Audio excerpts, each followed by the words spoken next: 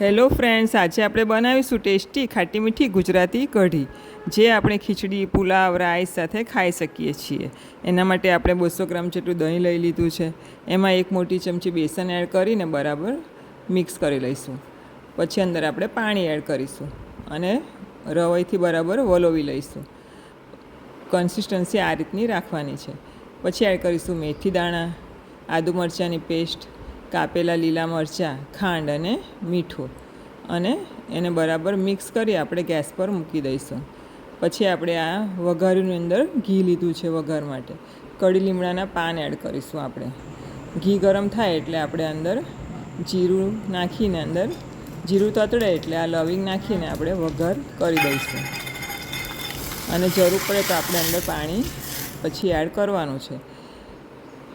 અને એક ઉકાળ આવે ત્યાં સુધી આપણે કઢીને ઉકાળવાની છે। ફ્રેન્ડ્સ, આ કઢી ખૂબ જ ટેસ્ટી બને છે। કઢી ટેસ્ટી હશે તો ખીચડી અને પુલાવ ખાવાની ખૂબ જ મજા આવશે। તો તમને આ રેસીપી ગમી હોય તો લાઈક અને શેર કરજો, મારા પેજને ફોલો કરજો।